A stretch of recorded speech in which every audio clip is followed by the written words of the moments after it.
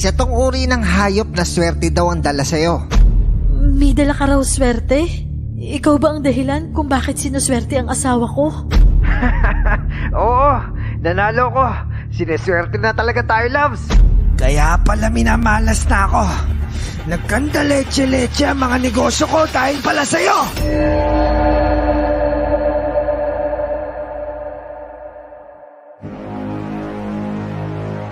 Isang mapagpalang araw sa inyo at sa lahat ng tagapakinig ninyo, Miss Claire. Ang kwentong ibabahagi ko ay tungkol sa kung saan nagsimula ang lahat at sa naging karanasan ko noon sa isang hasyenda. Ako po si Berna at ito ang aking kwento. Bago ko po simula ng istorya, huwag kalimutang mag-subscribe bilang suporta sa ating channel. Isa ako sa mga babaeng biniyayaan ng partner na ubod ng lasinggero at sugarol.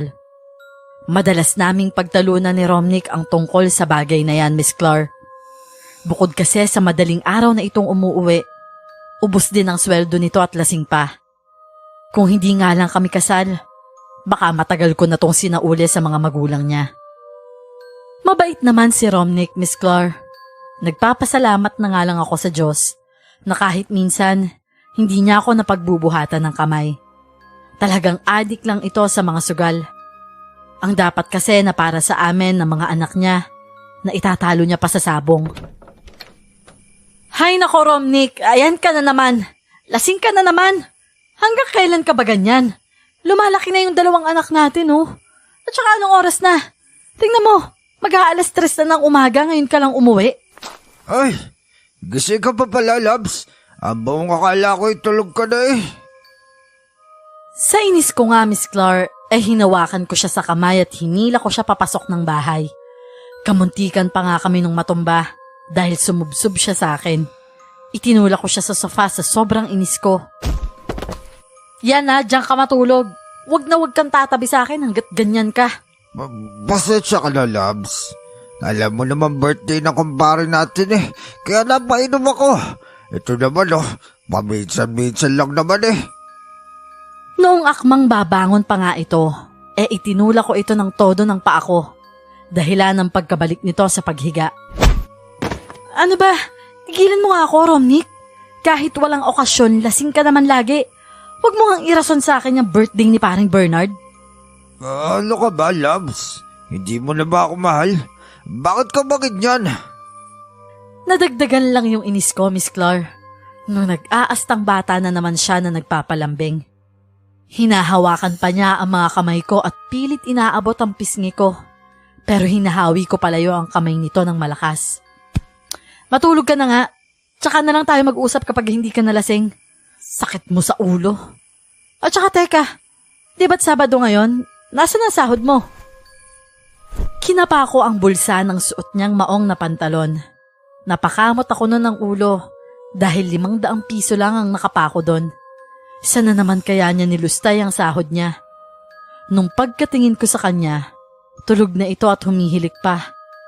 Kinaumagahan ay napag-alaman ko na lang sa isang kapitbahay namin na kaya pala naubos ang sahod ng asawa ko. Dahil dumaan daw ito sa isang sabungan. Nakita niya raw ito doon. Alam mo, Miss Claire, sa isip ko noon, ang sarap magpalit ng asawa. Dinampot ko na lang ang mga labahin namin at saka tinungo ang poso na malapit lang sa bahay. Bisit namang buhay to. Ba't ito pang ibinigay mo sa aking lalaki, Lord? Hindi nga babaero. Sugarol naman at lasenggo. Yun na lang ang nabanggit ko habang nagkukusot ako ng sangkaterba kong labahin dito sa poso namin. Good morning, Loves. Grabe. Ang sipag naman na asawa ko. Bago naglalaba oh. Lumapit siya sa akin at humalik sa pisngi ko. Pero hindi ko siya inimik. Baka kasi hindi ko matansya ang sarili ko at bigla ko na lang siyang masuntok. Kumukulo talaga ang dugo ko nung umagang yon, Miss Claire. Parang hindi niya lang talaga alam yung ginawa niya kagabi. Oh, bakit tahimik ka yata? May problema ba, Loves? O asan na yung sahod mo? Wala tayong bigas. Ano ipapakain natin sa 2 anak natin? Buhangin.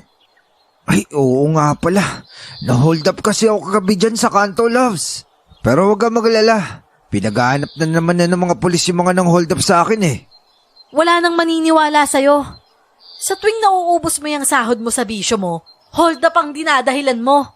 Alam mo, Romnick, nagtitiis na lang ako sa'yo eh. Napatayo na nga ako noon sa balibag ng kumot na pinipiga ko sa planggana. Tumalsik pa sa kanya ang ibang bula, Miss Claire. Dahilan para maligo siya sa mga yon. Bahala ka dyan sa buhay mo. Maglaba ka mag-isa mo.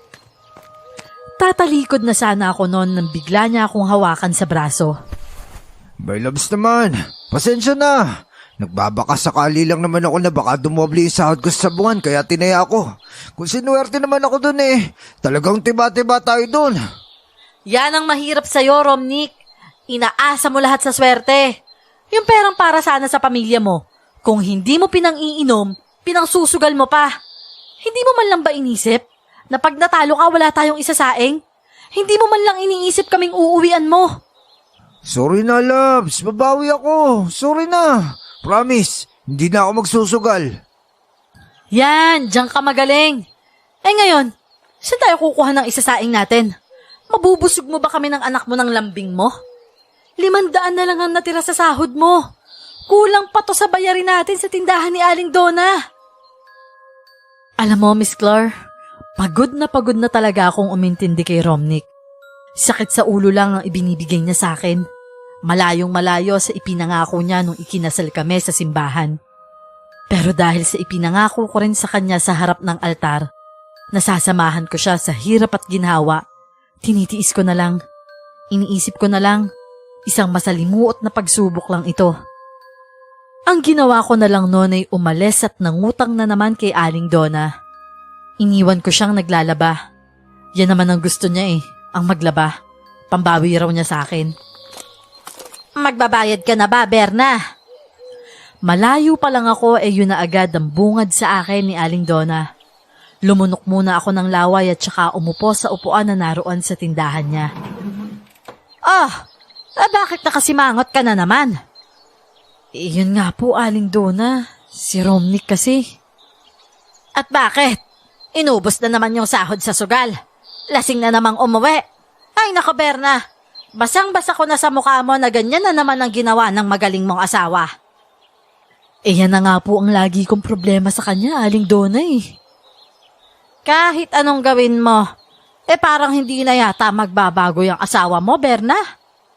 Lagi naman hong sinasabi na magbabago na siya. Ewan ko nga ho, hindi ko na nga din alam ang gagawin ko. Problemado na talaga ako noon, Miss Claire. Pakiramdam ko kasi, hindi talaga kayang magbago ni Romnick. At ang isa pa, nahihiya na rin ako sa mga pinag-uutangan namin. Ano nang gagawin mo ngayon yan? Malaki pa yung utang nyo sa tindahan ko, ha? Alam mo namang pinapaikot ko lang yan, Berna. Pasensya ka na po, Aling Donna. Gagawan ko na lang ng paraan bukas. Mangungutang na lang ako dun sa Bombay. Ano pa nga bang magagawa ko? Siya, anong kukunin mo sa ngayon? Kung hindi lang talaga dahil dyan sa 2 anak mo, Berna. Nako, hindi kita pa uutangin. Maraming salamat talaga ha, Aling Donna.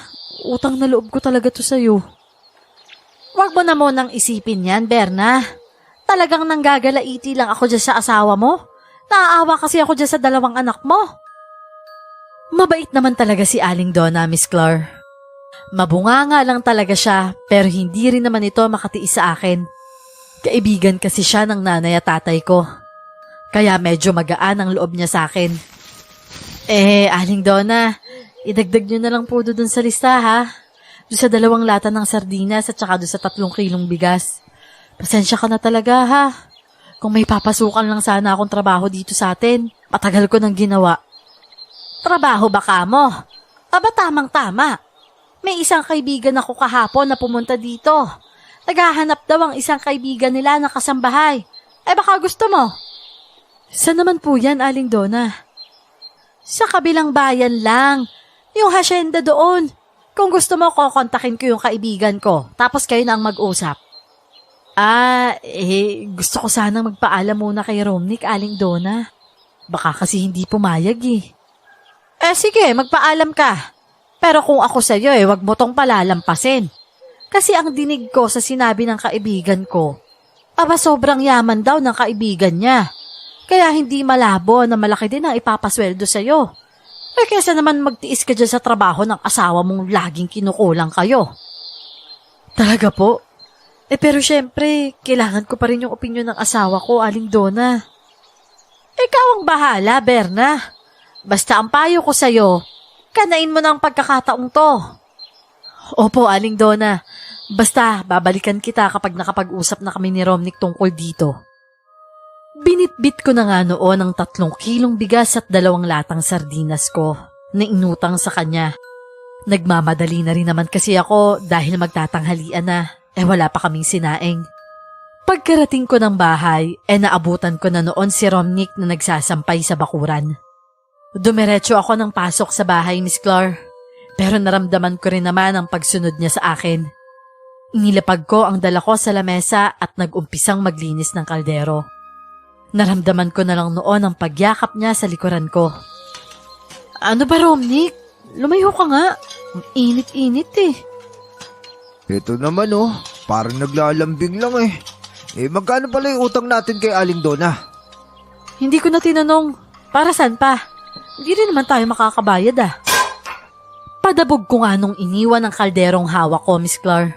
Talagang inis na inis pa rin ako sa kanya. Gusto mo, loves? Ako na yung magsaing. Bahala ka sa buhay mo. Magsaing ka mag-isa mo. Lumabas ako para pahupain ang inis ko, Miss Clar. Lagi ka kasing galit sa akin, loves. Paglingon ko, nandyan na naman siya at hawak pa niya ang kalderong may lamang bigas. Paano hindi magagalit? Lagi kang lasing. Nasigawan ko nga siya sa sobrang inis ko. Idagdag mo pa yung sunod ng sunod niya sa akin. Ayaw niya kasi muna akong hayaan at pahupain ng galit ko. Yan tuloy, nasisigawan ko siya. Hindi na kasi mauulit yun. Hindi ba't nangako na ako sa'yo? Tumigil ka na nga, Romnick. Dahil ilang beses ka nang nangako, pero ganun ka pa rin naman. Pagod na ako sa'yo. Ngayon sure na talaga ako. Hindi ko na talaga gagawin yon, love. Promise, hindi na maulit. Talagang hindi na mauulit dahil aalis na ako dito at magtatrabaho na lang ako. Nakita kong nagulat siya sa sinabi kong magtatrabaho na ako. Ano?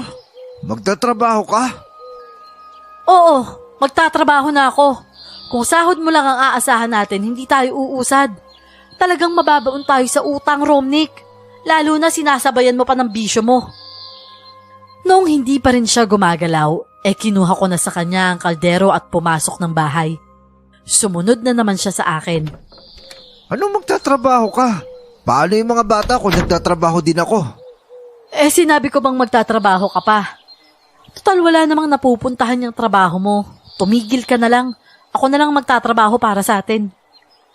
Hindi naman ako makakapayag niyan, loves. Ako yung padre de pamilya kaya ako dapat yung maghanap ng hanap buhay sa pamamahay na to. Talaga ba, Romnick? Talaga?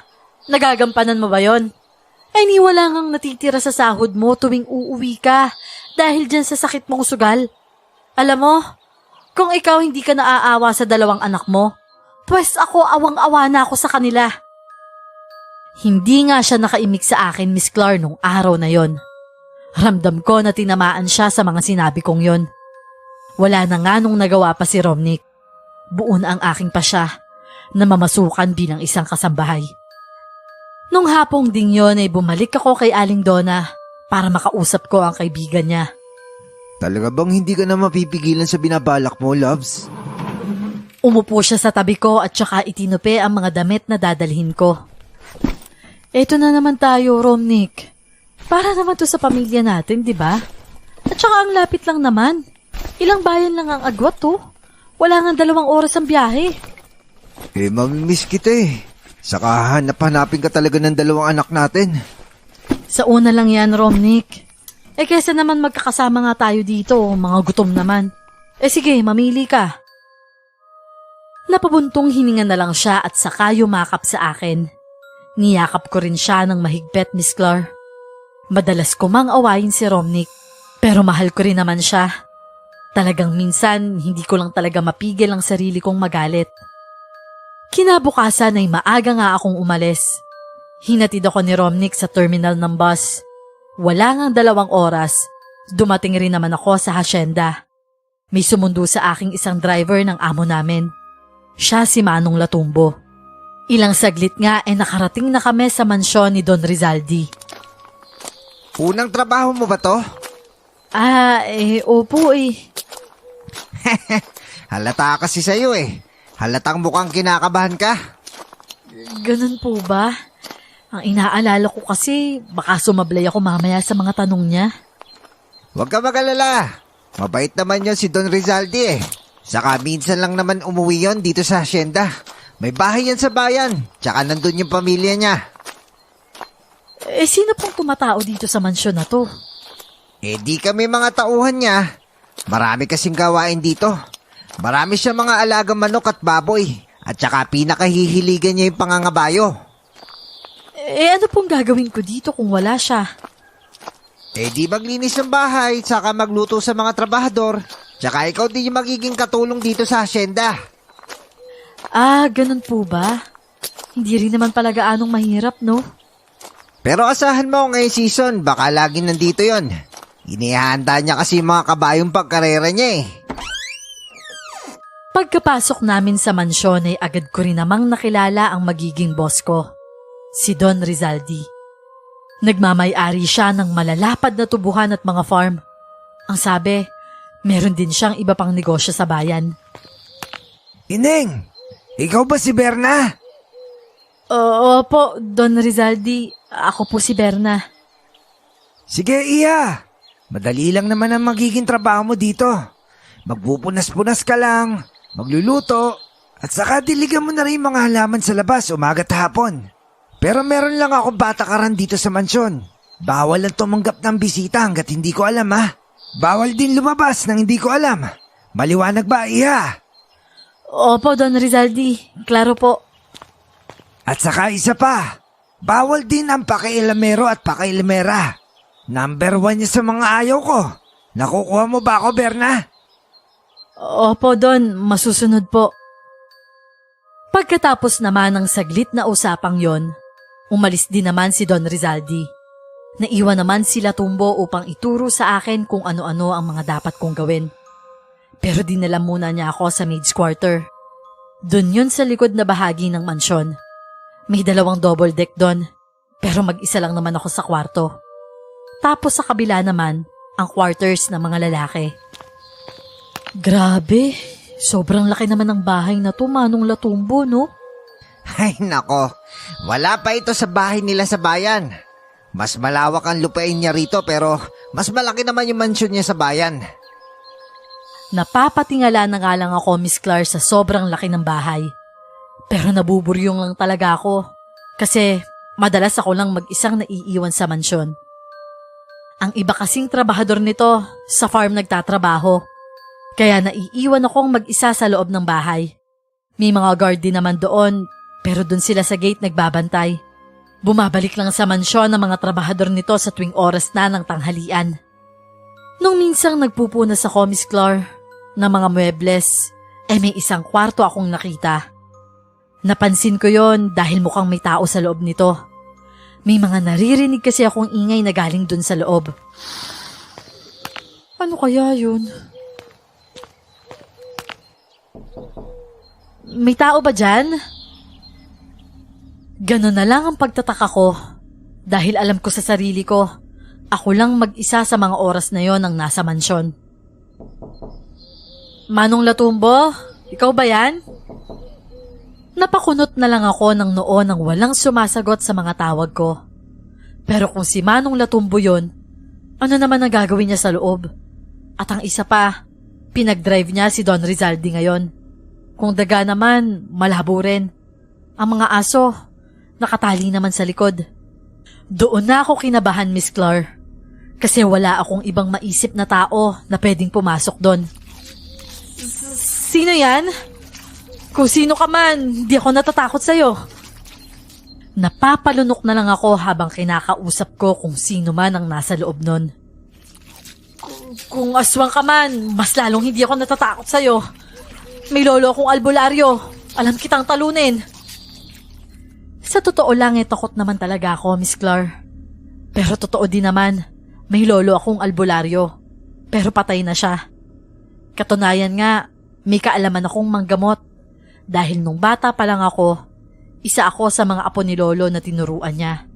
Kaso, ayaw lang ng mga magulang ko na sundin ang gusto ni lolo na maging manggagamot din ako. Aba, hindi ka talaga natatakot, no? Gusto mo pasukin na kita dyan? Nagtapang-tapangan na lang ako, Miss Clar. Pero ang totoo, pinagpapawisan ako ng malamig nung mga oras na yon. Bibilang ako ng 3. Kung hindi ka pa magsasalita dyan, papasukin na kita. Idinampi ko nga roon ang tenga ko sa pintuan. Tuloy pa rin ang ingay na naririnig ko sa loob. Binitawan ko ang basahan na hawak ko at saka dinampot ang flower vase na malapit sa akin. Aakma na sana akong pasukin ng loob nang biglang magulat ako nang maramdaman ko na may humawak sa balikat ko. Ay, Diyos ko po, panot na aswang! Napahawak na lang ako sa dibdib ko nang makita ko si Manong Latumbo sa likuran ko.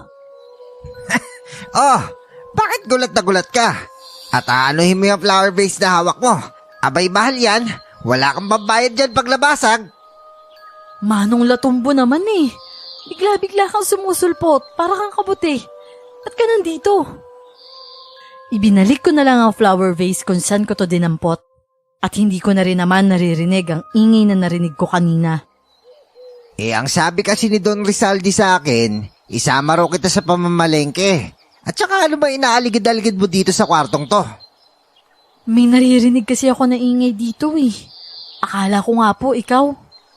Ako? At ano naman gagawin ko dyan, Aber? Aba, ewan ko po sa inyo. O siya, tama na yan. Magbihis ka na at sasama ka sa akin sa pamamalengke. Pagkarating namin sa palengke, itinuro agad naman sa akin ni Manong Latumbo kung sino-sino yung mga suki niya doon. Kilala na rin siya doon dahil halos araw-araw itong namamalengke para sa tanghalian ng mga trabahador. Oh, sa susunod ikaw na mamalengke, Berna. Kaya dapat ngayon masanay ka na. Kung ito naman ang utos ni Don Rizaldi wala akong magagawa doon. Simula nung araw na yon, Miss Clar, ako na nga ang laging namamalengke. Minsan hinahatid naman niya ako, pero madalas hindi, kasi lagi silang may lakad ni Don Rizaldi. Natutuwa naman ako dahil unti-unti na akong nasasanay sa mansyon. Katunayan nga niyan, halos lahat ng trabahador, kaklose ko na. Idagdag mo pa na nasasarapan sila sa mga niluluto ko para sa kanila. Pero sa tuwing pagkatapos nilang mananghalian, doon naman ako nalulungkot. Kasi may iwan na naman akong mag-isa. Minsan nga, Miss Clar, kinakausap ko yung mga dingding at mga flower vase sa loob ng bahay sa sobrang bagot ko. Natatawa na nga lang minsan si Manong Latumbo sa tuwing maaabutan niya akong nagsasalitang mag-isa. Oo, nagsasalita ka na naman dyan mag-isa. Baka sa mga susunod na araw makita kita dyan namumulat na lang ng basura sa kalsada dyan, ha? Kasi naman, Manong Latumbo, sobrang nababagot na ako dito. Wala akong makausap. Ayun kausapin mo yung mga ibon dyan sa labas. Itinuro niya pa yung mga ibon sa labas habang natatawa. Ikaw talaga, Manong Latumbo, ang dami mong alam. Pero seryoso po, matanong ko lang, gaano ba kayaman si Don Rizaldi? Bakit mo naman natanong yan?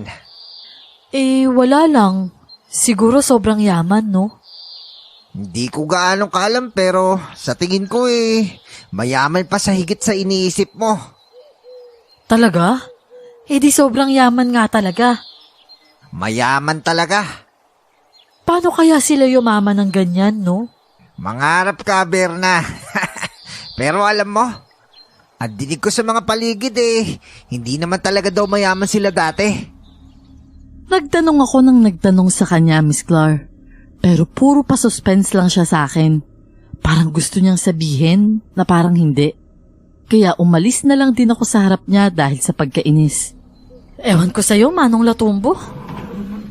Tumayo na nga ako at saka iniwan siya ng tuluyan at bumalik sa pagpupuna sa sala. Dinig ko pa ang tawa niya habang papalayo ako. Nakakunot na akong dinampot ang basahan at saka pinunasa ng mga flower vase. Sana hindi na lang ako sumunod dun sa kusina sa kanya. E di sana hindi nasira yung mood ko. Mahilig talaga siyang mantrip, Miss Clar. Palibasa, walang ibang makausap, kaya ako yung napagdiskitahan.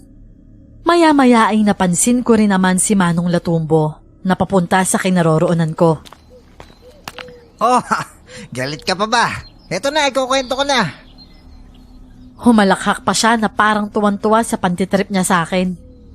Ewan ko sa'yo, Manong. Boring ba yung buhay mo? Kaya ako yung pinagtitripan mo? Hindi naman, Ineng. Masarap ka kasing kausap kaya natutuwa akong pagtripan ka. Pero seryoso ako sa sinabi kong mahirap lang sila dati. Pero kung handa ka pa rin makinig sa akin, ikukwento ko kung bakit sila yumaman. Natatawa siyang humarap sa akin, Miss Clar. Hindi ko tuloy alam kung makikinig pa ba ako sa kanya o hahayaan ko na lang siya. Di bali na lang, Manong Latumbo. Wag na, nawala na ako ng gana. Buong hapon nga noon ay hindi ko siya kinausap.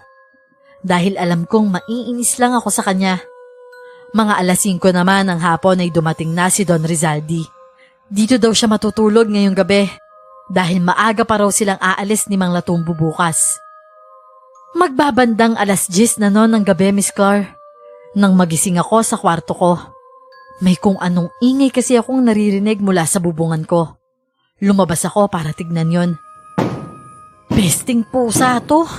Umalis ka nga dyan sa bubong. Tutulog yung tao eh. Nang nawala na ang ingay ay babalik na sana ako sa pagkakahiga ko. Nang maalala kong nakalimutan ko palang ligpitin ang mga natitirang pagkain sa mansyon. May susi naman ako ng mansyon kaya minabuti kong pumaroon upang iligpit ang mga pagkaing natira. Sigurado kasi akong magagalit yung si Don Rizaldi kung sakaling makikita niya yon. Dinadalangin ko na lang nung mga oras na yon na sana hindi siya lumabas ng kwarto niya at pumunta ng kusina. Dahil kung magkataong lumabas pa siya at nakita yon, sigurado patay talaga ako dahil makikita niya yung mga kalat sa lamesa. Hindi ako mapakali habang binabagtas ang daan papuntang mansyon, Miss Clar. Halos takbuhin ko nga yon. Siguro, 1 kilometro lang naman ang layo ng quarters namin sa mansyon. Pagkarating ko roon ay agad kong binuksan ang kusina at pumasok. Pero laking gulat ko, nawala na ang mga natirang pagkain sa lamesa. Doon ako kinabahan, Miss Clar. Baka kasi nakita na ni Don Rizaldi ang mga kalat, kaya siya na mismo nagligpit. Hindi na ako magtataka kung bukas wala na akong trabaho pagkagising ko. Naku naman, Berna. Patay ka niyan, kuupad-kupad ka kasi. Aalis na sana ako nang masipat ng mata ko ang bukas na ilaw sa sala. Teka, bakit bukas yun? Pinatay ko naman to kagabi bago ko lumabas ah. Baka pinailaw ni Manong Latumbo ah. Tapos nakalimutang patayin. Ako na naman ang patay nito. Napagdesisyonan kong patayin ang ilaw sa sala. Pero bago ako makarating doon, madadaanan ko muna ang iilang kwarto. Pero napatago naman ako agad nang makita ko si Don Rizaldi. Teka, si Don Rizaldi yun ah. Napansin ko kasi siyang pumasok sa isang kwarto, Miss Clar. Yun yung kwarto na akala ko may tao sa loob. Hahayaan ko na lang sana siya. Kaso, may napansin ako. May dala kasi itong mga pagkain sa loob ng kwarto. Nagtaka ako nun, Miss Clar. Ano kayang gagawin niya dun? Medyo madami din kasi yung pagkaing dala niya. At yun yung mga pagkain na natira sa lamesa. Kung itatapon niya yun, pero bakit sa kwarto niya dinala?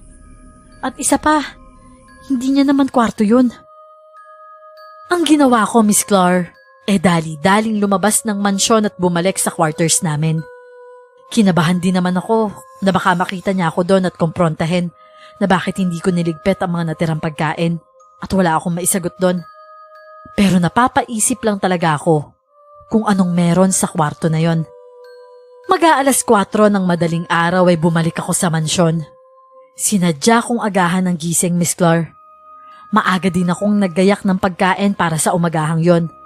Aalis kasi si Don Rizaldi ng maaga, kaya maaga rin akong nagluto. Habang inihahanda ko ang pagkain sa lamesa, bigla namang dumating si Don Rizaldi at saka pumwesto ng upo. Kinakabahan ako, Miss Clar. Baka kasi bigla niya akong pagalitan dahil dun sa mga pagkaing hindi ko nailigpit kagabi. Naghintay ako ng ilang minuto pero wala siyang imik. Kalmado lang siyang umuupo habang nagbabasa ng newspaper. Hanggang sa tawagin niya ako sa pangalan ko. Berna! Pagkabigkas pa lang niya ng pangalan ko. Pinagpawisan na agad ako, Miss Clark. Heto na yung hinihintay ko kanina pa. Ang pagalitan niya. Po, Don Rizaldi, ano po yon? Halika nga rito! Kinakabahan akong lumapit sa kanya. Tumayo ako sa bandang gilid niya. Kung ano man ang mangyari, handa na ako sa galit niya, Miss Clark. Kasalanan ko rin naman eh. Kamusta naman yung unang linggo mo dito sa bahay? Nakahinga naman ako ng maluwag nang marinig ko yon mula sa kanya. Ang buong akala ko talaga, papagalitan niya ako. Po? Ang sabi ko, kamusta ka naman dito? Inilapag niya ang newspaper at saka tinignan ako. Oh, bakit namumula ka dyan? Tinatanong lang naman kita. Wala po. Ayos naman po. Nakaka-adjust na rin po. Minsan nababagot lang po ako sa mansyon. Mahirap ba ang trabaho dito? Naku, hindi po, Don Rizaldi. Katunayan nga po niyan sobrang dali lang po. Hindi rin po nakakapagod. Madali lang naman talaga ang trabaho dito. Ang gusto ko lang naman mapanatiling malinis itong mansyon. May mag-aalaga ng pananim at may magluluto sa aking mga trabahador. Minsan lang kasi ako pumarito kaya gusto ko sanang malinis dito lagi. Opo naman, Don Rizaldi. Yun naman po talaga ang ginagawa ko. Natapos ang usapan naming yon, Miss Clark, nang hindi nababanggit ni Don Rizaldi ang tungkol sa mga pagkaing na iwan sa lamesa. Hindi ko alam kung sinusubukan niya lang ako o sadyang nakalimutan niya lang talaga ang tungkol sa bagay na yon. Dumaan ng ilang mga araw, unti-unti na rin naman akong nasasanay na laging mag-isa sa mansyon. Pati kay Manong Latumbo, nasanay na rin naman ako sa mga biro niyang nakakainis minsan. Paminsan-minsan nga, sinasakyan ko na lang. Masyadong malaki ang mansyon pero wala rin naman akong gaanong nililinis dito. Dahil wala naman taong nakatira. Iniisip ko nga minsan, bakit kaya ayaw na lang nila itong ibenta? Total, hindi naman napapakinabangan. Hapon noon habang nagliligpit ako ng pinagkainan ng mga trabahador sa kusina, may kung anong presensya akong nararamdaman sa paligid ko. Yung pakiramdam na may tumitingin sa'yo ng palihim. Manong Latumbo, pinagtitripan mo na naman ba ako? Dinampot ko ang mga pagkain sa lamesa at pinagsama-sama sa isang lagayan. Iniwan ko muna sa lamesa yon para iligpit ang mga plato. Bahala ka dyan, Manong Latumbo. Sanay na ako sa mga ganyan-ganyan mo. Di na yan tatalab sa akin. Kinuha ko ang mga pinggan at saka hinatid sa hugasan. Pakanta-kanta pa nga ako, Miss Clark, habang hinuhugasan ang mga platong yon. Hinihintay ko rin na gulatin ako ni Manong Latumbo. Pero ilang minuto pa ang nakalipas, hindi nangyari yon. Nasaan na kaya yung panot na yun? Yaman na nga, umalis na siguro. Inisip ko na lang na baka umalis na ito dahil hindi umubra ang pananakot niya sa akin. Pagkatapos kong hugasan ng mga plato, pinatulo ko muna ito sa isang tabi at binalikan ang pagkain sa lamesa. Pero laking gulat ko na wala na ang mga pagkain doon. Parang may kung anong hayop ang kumain nun. Hala, nasaan na yung pagkain? Napatulala tuloy ako habang iniisip kung saan pumunta yung natitirang pagkain. Alam kong hindi pusa o daga ang kumuha nun kasi malabo na maubos nila ang ganun karaming pagkain. Ilang minuto rin akong nakatayo hanggang sa mapansin ko ang mga kalat sa sahig. Yung mga sarsa ng pagkain tumulo galing doon sa plato. May nakita rin akong mga footmark na bumakat sa tiles.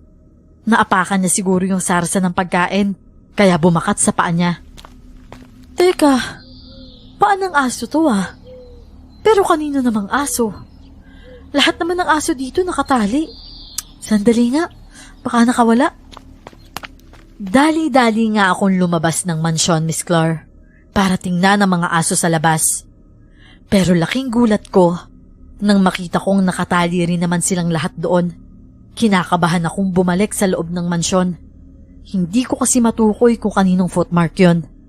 Nang makabalik ako ay sinundan ko ang mga bakas na yon, Miss Clar. Pero dinala niya ako roon sa kwarto, kung saan ko naririnig madalas ang mga ingay. Nakasiwang ang pinto nito kaya pinasok ko na. May tao ba dito? Walang sumagot sa mga tawag kong yon, Miss Clar. Kaya nagdesisyon na akong buksan ang pintuan nun. Pagkapasok ko ay kinapa ko agad ang switch ng ilaw sa pader. Nang lumiwanag ay wala naman akong ibang makita. Isang bangalang na may kalakihan ng kakaiba roon. At doon ko rin nakikitang papunta ang mga footmark. May mga pagkaing nakakalat din sa paligid nito. May tao ba dito? Kung meron, sumagot ka naman. Nakita ko doon ang isang lumang kama na tinatabunan ng isang puting kumot. Marahan ko itong nilapitan at saka lumuhod para silipin ang ilalim nito. Pero noong pagkasilip ko, saka ko naman naramdaman ng mga maliliit na yabag sa likuran ko. Pakiramdam ko, may mga tumatakbong maliit na nilalang. Sino yan? Pagkalingon ko nga, Miss Clar, wala naman akong nakita. Kaya dun na ako nagumpisang kabahan. Kung sino ka man, lumabas ka na dyan. Hindi ako natatakot sa'yo. Dahil sa natatakot na ako, Miss Clar, tumayo na ako at saka hinayaan na lang yon. Pero nung akmang papatayin ko na ang ilaw, bigla namang natumba ang bangang yon at tumambad sa madilim na sulok ang dalawang dilaw na mata. Animoy dalawang bilog na jolen sa dilim na nagbabaga. Napasigaw ako ng malakas, Miss Clar. Agad kong pinaandar ang ilaw at bumulaga sa akin ng isang kakaibang nilalang. Para siyang aso na may mahabang buntot. Ang ulo naman nito, parang kambing. May dalawang matulis din itong pangil. Diyos ko po! Ano to? Gulat na gulat ako nung mga oras na yon, Miss Clar. Pakiramdam ko, tila naribulto ako sa kinatatayuan ko. Halos hindi ko maibuka ang bibig ko. Nawala lang noon ang kaba ko nung tumalon-talon ito at ilabas niya ang dila niya. Kung iwas-iwas nga niya ang buntot nito, parang gusto nitong makipaglaro sa akin. Ikaw ba ang kumuha ng pagkain, ha? Saan ka naman galing? Isa lang ang napansin ko, Miss Clar. Paatras siya kung tumakbo. Nauuna yung buntot kaysa sa ulo. Hindi ko alam kung anong uri ito ng hayop. Dahil gusto ko pang malaman ng tungkol sa kanya, kumuha pa ako ng pagkain. Nang bigyan ko nga siya, Miss Clar, tuwang-tuwa ito. Para siyang aso na pag nilaro naglalambing sa'yo. Yun ang reaksyon niya, Miss Clar. Teka, alam ba ni Don Rizaldi ang tungkol sa'yo? Anong uri ka ng hayop? At bakit nandito ka sa loob ng kwarto? Napapaisip talaga ako, Miss Clar, kung alam ni Don Rizaldi ang tungkol sa kanya. Kasi kung alam niya, bakit nandito to sa loob ng kwarto?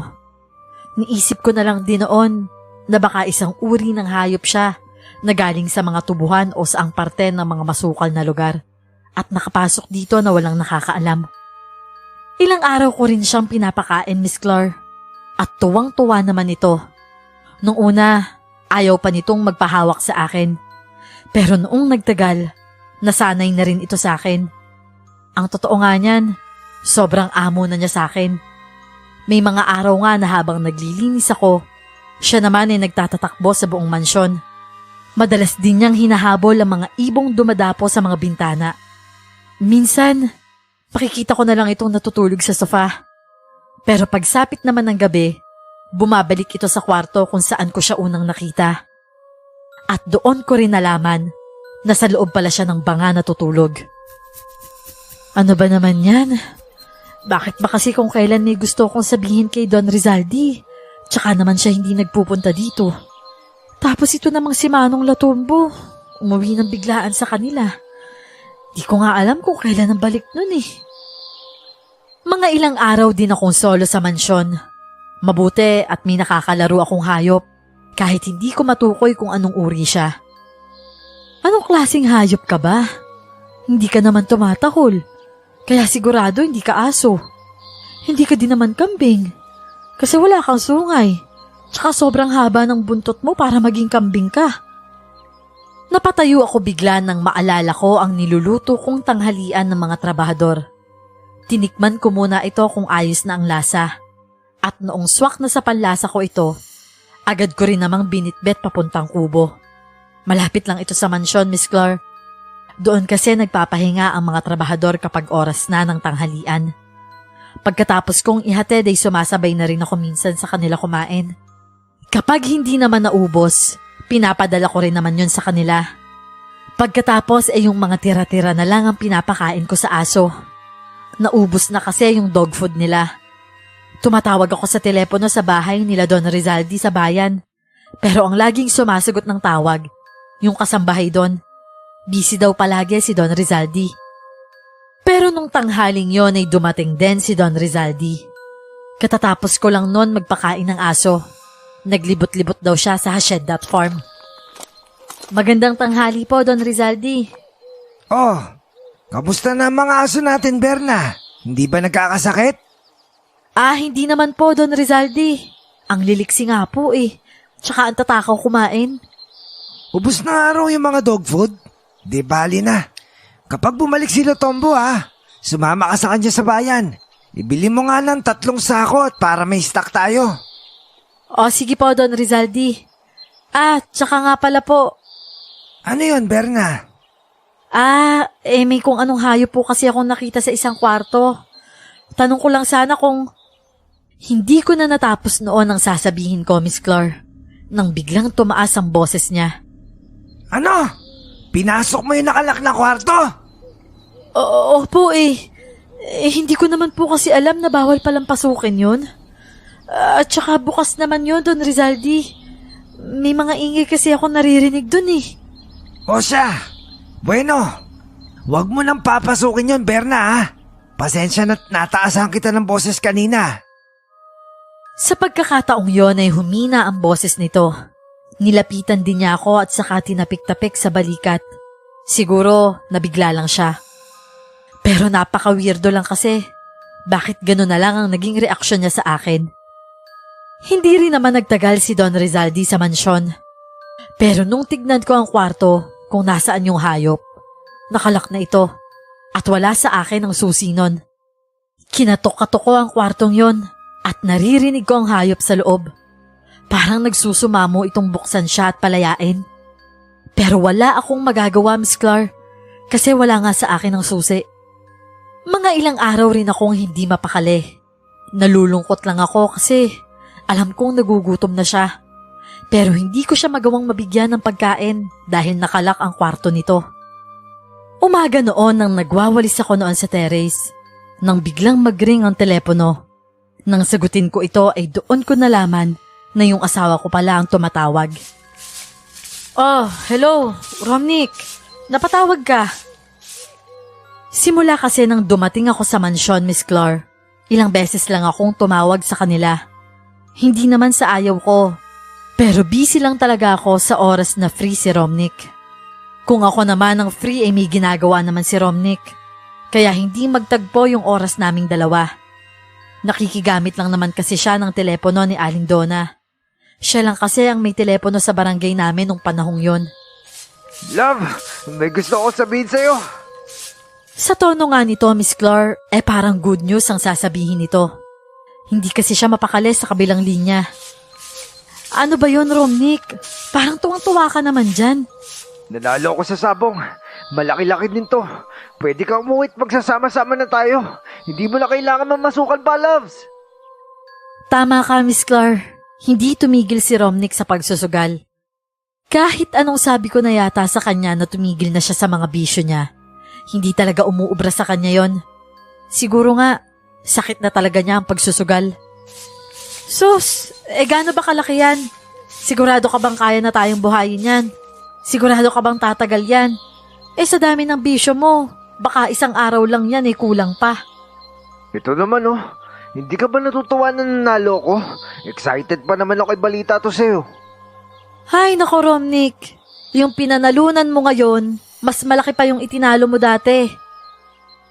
Ang usapan namin yon ay hindi rin naman nagtagal, Miss Claire.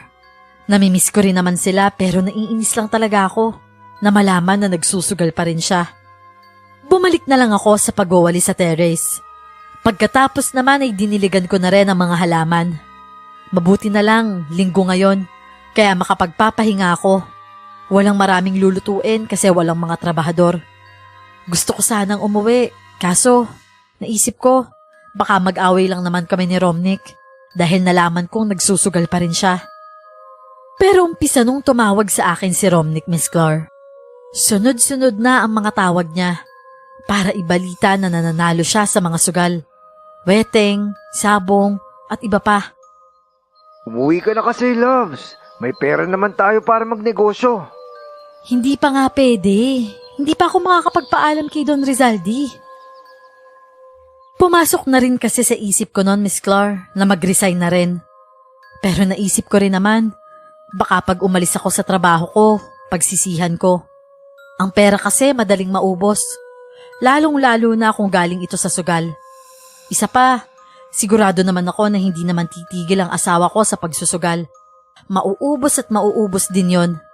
Pero ang trabaho, hanggat nagagawa mo ng maayos, sustain ng sahod. Lunes ng umaga mag-isa na naman akong namalengke. Dating gawi, hindi pa kasi bumabalik si Manong Latumbo mula nung umuwi siya sa kanila. Habang palabas ako ng gate ay napansin kong 2 na lang ang guard na dati ay 4. Ang sabi, tinanggal na ng Don kasi hindi naman daw kailangan ng maraming guard. Bago ako tuluyang makarating ng highway, madadaanan ko muna yung isa sa farm ni Don Rizaldi. May mga tao akong nakikita na sinusukat yung lupain. Kaya nung may dumaan na isang trabahador ni Don Rizaldi, nagtanong ako, "Ate, anong ginagawa nila sa lupa ni Don Rizaldi?" Ang dinig ko ay binenta na daw yung farm. Ewan ko lang kung bakit, pero binibenta na daw ng Don yan eh. Ah, ganun po. Sige po ate, salamat. Dumiretso na lang ako ng lakad palabas ng highway. Pero bakit kaya ibinibenta na ni Don Rizaldi ang farm?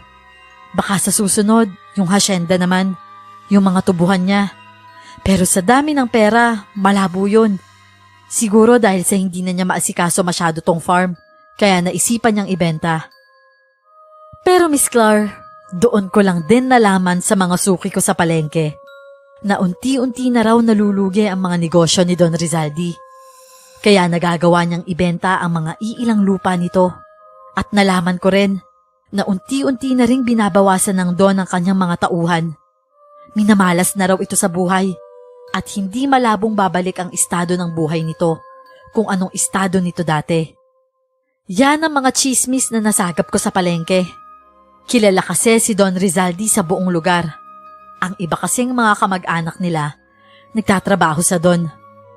Bumalik ako sa mansyon, Miss Clar. Napapaisip din ako na kung totoo ang kumakalat na balita na nagtatanggal na si Don ng tauhan, baka isa na rin ako sa mga susunod.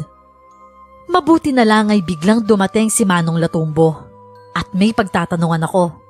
Huwag niya lang akong sasagutin sa mga sagot niyang wala sa ayos, kundi makakatikim talaga siya sa akin. Oh, kumusta ang bakasyon mo, Manong Latumbo? Parang malungkot yata yung mukha mo ngayon. Paanong hindi kasi simangot ang aga-aga pinatawag ako ni Don para pagalitan. Pinagalitan ka? Bakit daw? Hindi ko rin alam Pero ang sabi-sabi, lagi raw mainit ang ulo. Tapos nagbabawas na siya ng tao. Ibinenta niya pa nga yung isa niyang farm Bakit nga daw? Ano daw meron at ganun siya? Hindi ko nga nakumpirma Kababalik ko lang kasi. Dumiretso na ako sa bahay nila sa bayan. May mga naririnig kasi akong balita sa palengke na unti-unti na raw nalulugi si Don Rizaldi. Minamalas na daw. Yan nga din yung naririnig ko sa labas Pero hindi ko pa naman nakukumpirma kung totoo nga yan. Ano? May makakain ba dyan? Itinuro ko sa kanya ang pandesal na binili ko na nasa supot. May pandesal pa naman dyan. Magtimpla ka na lang ng kape mo at may mainit namang tubig dyan. Pero kung totoo man yung bali-balitang nalulugi nga si Don Rizaldi, parang isa naman malaking kalokohan yun, no? Isipin mo sa sobrang dami niya ng pera at ari-arian, ganun-ganun lang yung maubos. Hindi ako naniniwala na sa ilang araw lang ako nawala ganun agad yung maubos sa yaman niya. Ano sa tingin mo, Berna? Baka natalo sa kasino. O di kaya natalo sa karera ng kabayo. Alam mo naman yung mga mayayaman. Mga property ang ipinupusta, di ba? Nako, baka ito na nga yung sinasabi nila. Ano? Sinasabi na ano? Ano bang sinasabi ng iba? Nalito ako sa sinabing yon ni Manong Latumbo. Parang may gusto siyang ibulgar na hindi ko matukoy. Ito na nga sana yung sinasabi ko sa yung hindi matuloy-tuloy eh. Kung paano yumaman si Don Rizaldi. Oo, kasi sa mga naririnig ko sa trabahador niya may alaga daw sigbin si Don Rizaldi. Ano? Sigbin? Ano naman yun? Isa tong uri ng hayop na swerte daw ang dala sa'yo. Pinaniniwalaan din na iba na ang hayop na ito ay alaga din ng mga aswang. Pero sa oras na mapunta raw sa itong hayop na ito at maalagaan mo, tiyak dadalawin ka na swerte araw-araw. Pero sa oras naman daw na pinabayaan mo naman daw to, sigurado maghahanap na ito ng bagong amo. Talaga? Yun ang dahilan? Yun yung mga naririnig ko sa kanila. Wala naman tayong patunay kung totoo nga ba. Ano kayang dahilan ng unti-unting pagkawala ng yaman ni Don Rizaldi? Ewan ko lang pero baka napapabayaan niya na yung sigbin. Ano bang itsura ng sinasabi mong sigbin? Ang sabi nila mukha raw itong kambing. Tapos yung katawan naman katulad ng aso. May mahabang buntot ito tapos tumatakbo ito ng paatras. Tinignan niya ako sa mata ng seryoso. Mga ilang segundo rin yon hanggang sa tumawa siya ng malakas. Ikaw naman talaga, Berna, Masyado ka naniniwala. Kwento-kwento lang naman yon ng mga taong umaasa sa swerte. Pero walang katotohanan yung mga yon. Isa lang naman ang alam ko para yumaman. Yun yung magsumikap ka sa buhay. Hindi yung mga sigbin-sigbin na yan. Natatawa pa siyang umalis sa harap ko at tumungo sa kusina. Pero ako, Miss Clark, naiwang nakatulala. Naalala ko kasi yung hayop sa kwarto. Ganon na ganon siya kung ilarawan ni Manong Latumbo. Hindi ko tuloy maiwasang lingunin ang kwartong yon. Dahil kung totoo nga ang sigbi ng hayop na yon, posible ang lahat ng sinasabi ni Manong Latumbo. Pero kung totoo ring unti-unti nang nauubos ang kayamanan ni Don Rizaldi, ang ibig sabihin ba nito? Napapabayaan na niya ang sigbin? Kaya pala nagpapaalaga na ito sa akin? Napabalik na lang ulit ako sa ulirat, Miss Clark, nang magring ang telepono. Berna, huwag kang tulala dyan. Yung telepono mo nagri-ring. Dali-dali ko namang sinagot yon at nalaman kong si Romnick na naman ang tumatawag. Tuwang-tuwa ito na ibinabalita sa akin na tumama raw siya sa weteng. Ano ka mo, Romnick? Nanalo ka sa weteng? Oo, nanalo ko. Sineswerte na talaga tayo, loves. Anong sabi mo? Swerte? Napatahimik ako nang banggitin ni Romnick ang swerte, Miss Clark. Naalala ko kasi ang tungkol sa sigbin. Ito na ba yun? Ito na ba yung sinasabi ni Manong Latumbo na dalang swerte ng sigbin? Lumilipat na ba sa akin ang swerte kasabay ng unti-unting pagkalugmok ni Don Rizaldi? Oh, bakit bigla ka yatang tumahimik dyan? Gusto ko sanang umuwi ka, loves. May pera na tayo. Parang gusto ko na magnegosyo. Hindi ko alam ang isasagot ko kay Romnick nun. Ang sabi ko na lang sa kanya, magpapaalam muna ako sa amo ko para mag-resign sa trabaho. Nga pala, Berna. Mamaya baka nandito si Don Rizaldi Mag-iingat ka. Lumayo-layo ka muna sa kanya.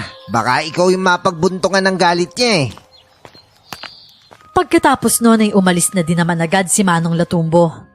Susunduin kasi niya si Don Rizaldi sa bahay nila sa bayan. May lakad daw ito sa syudad at dediretso ito mamayang gabi pagka-uwi.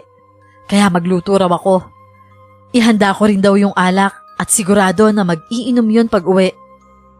Lumapit ako sa pintuan kung nasaan ang sigbin. Idinampi ko ang tenga ko sa pinto para pakiramdaman siya sa loob. Sigbin ka pala? May dala ka raw swerte? Totoo ba yun? Ikaw ba ang dahilan kung bakit sinuswerte ang asawa ko? Naramdaman ko na lumapit siya sa pinto. Narinig ko rin na parang kinakalmot niya ang pintuan. Huwag ka mag-alala. Kukunin kita dyan at dadalhin kita sa amin. Doon na nga ako nag-umpisang nagplano, Miss Clar. Pero hindi ko alam kung paano ko siya makukuha dahil wala akong susi ng kwarto kung nasaan siya. Mabuti at naalala ko na dito daw mamaya uuwi si Don Rizaldi. Tama, kukunin ko sa kanya mamaya yung susi. Kailangan kong mag-isip ng plano. Mag-aalas 8 na ng gabi nang dumating si Don Rizaldi. Agad niyang ipinahanda sa akin ang alak niya. Kaya dali-dali ko naman yung kinuha at saka dinala sa kanya. Tahimik lang siyang nakaupo sa teres habang nakatingin sa malayo. Halata ko sa mga mukha niya ang matinding stress. Don Rizaldi, nakahanda na po yung pagkain sa lamesa kung sakaling kakain na po kayo. Tumango na lang siya sa akin, Miss Clar. Pero sa malayo pa rin siya nakatingin. Nasipat ko rin ang mga susi na nakasabit sa pantalon niya. Alam kong isa doon ay susi sa kwarto kung nasaan ang sigbin. Ito na din po yung alak niyo, Don Rizaldi. Inilapag ko sa maliit na table ang alak niya at saka isang baso na may lamang yelo. Tawagin niyo lang po ako, Don Rizaldi, kung sakaling may kailangan pa po kayo. Hindi pa rin ito nagsasalita kaya umalis na lang ako at saka umupo sa loob. Natatanaw ko siya mula sa kinauupuan ko. Kailangan kong makuha ang susi. Mga ilang minuto pa'y tinawag niya ako para kuhaan muli ng isang bote pang alak. Mabilis lang niyang naubos yung isa. Patunay yon na matindi talaga ang pinagdadaanan niya. Abay, bilisan mo naman. Ang kupad mo naman, babae ka. Nagumpisa na ngang tumaas ang boses niya, Miss Clar. Kaya mabilis kong hinatid sa kanya ang alak. Hinablot niya agad yun sa akin. Alam mo, ikaw, napakakupad mo. Tapos burara ka pa. Laging hindi malinis yung mansyon. Naglilinis ka ba talaga? Oo po naman, Don Rizaldi. Naglilinis po ako araw-araw. Sa puntong yon ay natatakot na ako sa kanya.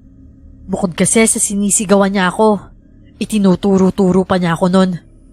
Anong oo? Yung nakarang gabi, yung tirang pagkain sa lamesa, ako pa'y nagligpit. Halos pagpawisan ako ng mga oras na yon. Ngayon ko lang kasi nakita kung paano magalit si Don Rizaldi. Nakalimutan ko lang po, Don Rizaldi. Pasensya na po kayo, hindi na po mauulit. Hinawakan niya ako sa magkabilang balikat. Alam mo, ikaw, masisisante ka na. Pati yung kwartong hindi ko naman pinapalinis, pinapasok mo. Masyado kang pakilimera. Tama nga ang hinala ko. Ilalabas din niya ang tungkol sa mga pagkaing na iwan ko sa lamesa. Halos nauutal na rin siya kung magsalita. Naaamoy ko rin ang alak sa bibig niya dahil sa sinisigawan niya ako. Napapayuko na lang ako, Miss Clar, sabay pikit ng dalawang mata ko. Umalis ka na sa harap ko! Maluha-luha akong umalis sa harapan niya. Pero ang hindi lang niya alam, nakamasid lang ako sa kanya at naghihintay ng pagkakataon para makuha ko ang susi. Tinitignan ko lang siya mula sa madilim na sulok ng mansyon habang nilalagok niya ang alak. Sige lang, magpakalunod ka sa alak. Naghintay pa ako ng ilang oras, Miss Clar. Hanggang sa makita ko siyang tumayo sa kinauupuan niya. Pasuray-suray siyang maglakad papasok. Hawak-hawak niya ang mga susi. Ayos lang po ba kayo, Don Rizaldi? Bakit nandito ka ba? Hindi ba't sinabi kong umalis ka na sa harap ko? Nabubulol na siya sa mga sinasabi niya. Halatang lasing na talaga to. Ihahatid po kita sa kwarto niyo. Anong ihatid ang pinagsasabi mo dyan? Anong akala mo sa akin? Lasing! Dumiretso siya ng lakad at saka nilagpasan ako. Pero sinundan ko ito dahil alam kong mahihirapan na akong makuha ang susi kung sakaling makakapasok na siya sa kwarto niya. Nako naman, Don Rizaldi. Tulungan na nga kita. Lasing na po kayo, oh. Hindi po dyan ang paakit papunta sa kwarto nyo. Dito po. Hinawakan ko siya at saka tinulungang makaakyat sa itaas. Mabuti na lang, hindi na niya ako itinutulak. Kaya ko naman eh. Alam mo, ikaw matigas ang ulo mo. Pinapalis ka na pero ayaw mo pa rin. Sinasabi niyang kaya naman daw niyang umakyat mag-isa, pero nakahawak naman siya sa balikat ko. Pagkapasok namin sa kwarto niya, agad din naman siyang sumalampak sa kanyang kama. Ang mga susi naman nadaganan niya dahil hinagis niya yon sa kama. Don Rizaldi, gusto mo po masahihin kita? Marunong po ako. Pero noong hindi na siya nagsasalita, nilapitan ko siya at saka dahan-dahang pinagulong para makuha ko yung susi. Pero dahil may kabigatan nito, nahirapan akong gawin yon. Ang bigat mo palang matanda ka. Paano ba naman puro alak ang laman ng tiyan mo? Bahagyang napatigil ako nang bigla siyang gumalaw. Mga ilang segundo naman itinuloy ko na muli ang pagtulak sa kanya. Yun. Ay, salamat. Agad kong dinampot ang susi at saka bumaba sa kama. Nang makatalikod na ako at handa na sana para umalis, siya namang hawak niya sa braso ko. Kaya bumilis na naman ang tibok ng dibdib ko. Sabi mo mamasahin mo ako, di ba? Napapikit ako sabay hingang malalim at saka nilingon siya. Opo, sige po. Ibinulis ako muna ang susi at saka umupo sa kama. Nakadapa siya habang nakapikit. Yan. Masarap ka pala magmasahe, Ineng. Natuto lang po ako sa lolo ko. Dito. Nagulat ako nang tumihaya siya at saka hinila ang kamay ko saka inilagay sa sentido niya. Masakit po ba ang ulo niyo? Inis na inis ako noon, Miss Clar. Sa isip ko noon, tatagal pa yata ako rito Akala ko ba lasing to? Bakit nakukuha pa niyang hindi matulog? Yan. Ang sarap naman. Yan na lang ang nababanggit niya sa tuwing masasarapan siya sa ginagawa kong masahe sa kanya. Mga ilang minuto ko rin yung ginawa sa kanya, Miss Clar. Nangangalay na rin ang 2 kamay ko sa totoo lang. Pero makalipas ang ilang minuto, naramdaman kong tulog na ito. Kaya dahan-dahan na akong tumayo. Nakahinga na lang ako nang maluwag nung makalabas na ako. Ay, salamat. Muntik na ako dun Dali-dali akong bumaba at tinungo ang kwarto kung nasaan ang sigbin. Mabilis kong sinubukan ng mga susi. Pero unang salpak ko pa lang, bumukas na ito. Pero hindi ko yung tuluyang nabuksan nang biglang makarinig ako ng tawag mula sa kusina. Berna? Berna, nasan ka? Ibinalik kong muli ang mga susi sa bulsa ko at hinayaang nakasara muna ang kwarto. Mabilis akong tumungo sa terrace at kunwaring inililigpit ko ang pinag-inuman ni Don Rizaldi. Kanina pa akong tawag ng tawag sa iyo Bakit ba? Alam mo naman nagliligpit ako dito Ba't magising ka pa? Nakita ko kasing bukas pa yung mga ilaw sa mansyon kaya pinuntahan ko. Kaso nakita kong bukas yung isang pintuan sa kusina kaya ayun, pumasok ako. Akala ko nga wala ka na Kakatapos lang mag-inom ni Don Rizaldi kaya hindi pa ako pwedeng umalis, no? Teka, nasaan pala siya?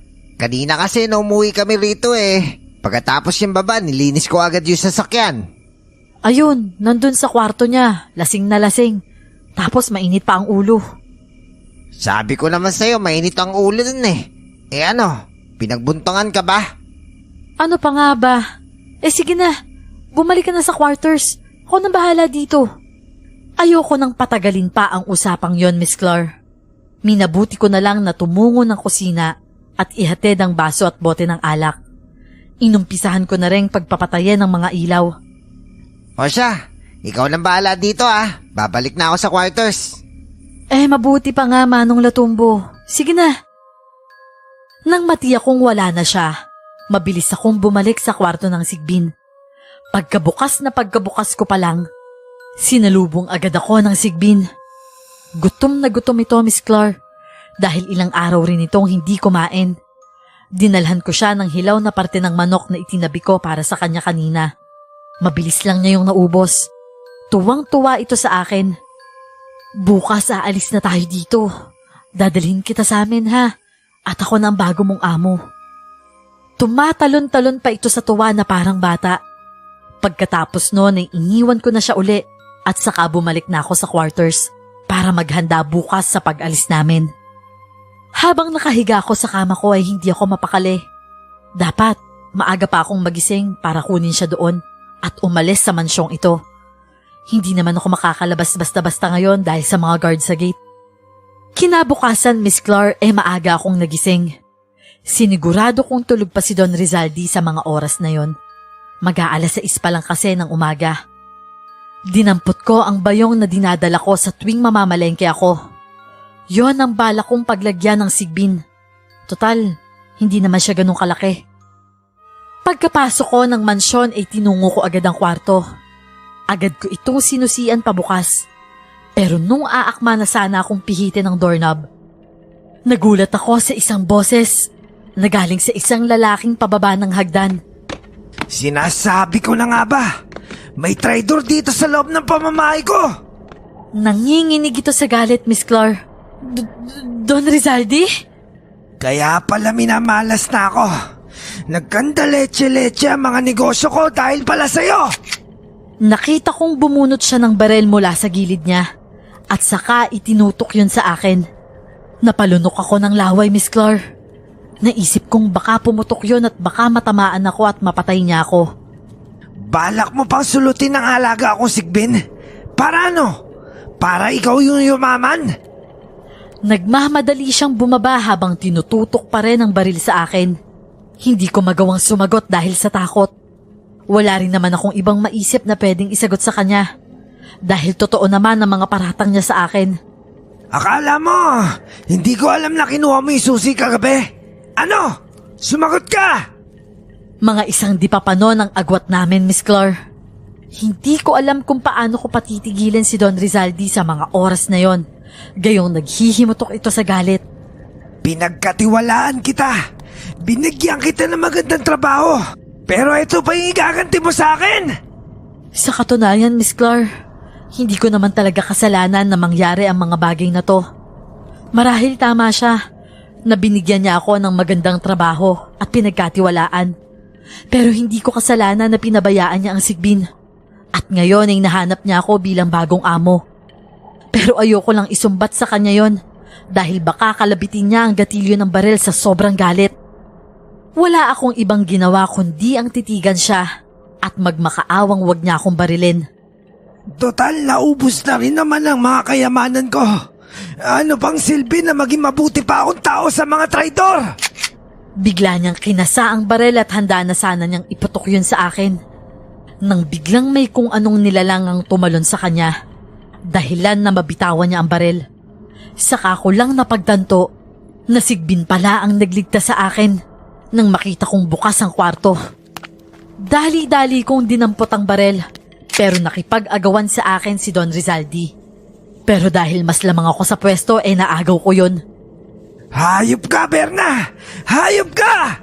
Itinutok ko sa kanya ang baril para hindi siya makalapit. Sige, subukan mong lumapit. Hindi ako magdadalawang isip na paputukin to sa'yo.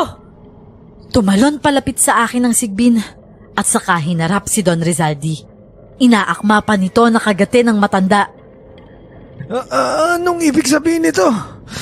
Ako yung amo mo. Ako yung nakahuli sa'yo sa gubat. Pero bakit siya yung kinampihan mo kaysa sa akin? Pwes, bumaligtad na ang sistema, Don Rizaldi. Ang dating alaga mo ay alaga ko na. Sa madaling salita, ang swerte mo ay swerte ko na. Dahil yan sa kapabayaan mo. Nung yumaman ka na, unti-unti mo nang nakakalimutan ng sigbin. Halos bihira mo na nga lang dalawin at pakainin. Kaya naghanap siya ng bagong mag-aalaga sa kanya. Dahan-dahan akong umatras para makalabas ng pintuan. Dinampot ko ang bayong at inilagay ko ang sigbin. Pero nung malapit na ako sa pinto, sinugod muli ako ni Don Rizaldi. Pero bigla siyang napahawak sa kanyang dibdib. Unti-unting bumagsak sa sahig habang namimilipit ito sa sakit. Bigla namang dumating si Manong Latumbo. Mabuti na lang, mabilis kong naitago ang baril sa bayong kong bitbit. Manong Latumbo, inatake yata sa puso ang Don. Tulungan mo ko. Mabilis naman itong lumapit sa amin. At ako naman ay tumawag sa guardhouse para sabihin ay natake si Don sa puso at kailangan ni Manong Latumbo ng tulong para buhatin si Don Rizaldi at maikarga sa sasakyan para madala sa ospital. Pagkatapos noon ay pasimple naman akong bumalik sa maid's quarter. Ayoko munang umuwi sa amin, baka kasi pagdudahan ako ng pamilya nila. Nung hapong yon ay nalaman ko rin na hindi lang pala inatake sa puso si Don Rizaldi, kundi na stroke rin siya. Wala siyang malay sa ospital at hindi pa alam kung kailan ito magigising. Pinalipas ko muna ang 2 araw at saka nagdesisyong umalis ng tuluyan sa mansyon. Nagpaalam ako ng maayos sa kanilang pamilya na aalis na ako sa trabaho at agad din naman silang pumayag. Dala ang isang maletang damit at isang bayong na may lamang sigbin. Umuwi ako sa amin. Sinalubong ako ni Romnick at 2 anak namin ng mahigpit na yakap. Hindi naglaon, Miss Clar. Sinabi ko na rin kay Romnick ang tungkol sa sigbin. Nung una, takot na takot ito. Pero kalaunan, nang matapos kong sabihin sa kanya ang tungkol sa swerteng dulot ng sigbin, pumayag na din naman itong maalagaan namin. Ang perang naipon ni Romnick mula sa mga panalo niya sa mga sugal, ginawa naming puhunan sa negosyo. Unti-unting lumaki ang sari-sari store namin, Miss Clar. Nakakuha na rin kami ng pwesto sa palengke. Mga ilang buwan lang noon ang nakalipas. Nakabili na kami agad ng lupa.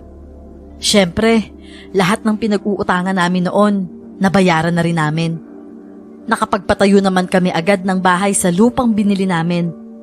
Mabilis na umasenso ang buhay namin, Miss Clar. At nalaman ko na lang din kay Aling Donna na pumanaw na si Don Rizaldi dahil sa mga iba't iba nitong sakit. Sa ngayon ay may 6 na kaming sasakyan. 2 ang bahay namin na merong 3 palapag. Hanggang ngayon ay hindi pa rin namin pinapabayaan ang nagdala sa amin sa estado na ito. Yon ay ang alaga naming sigbin.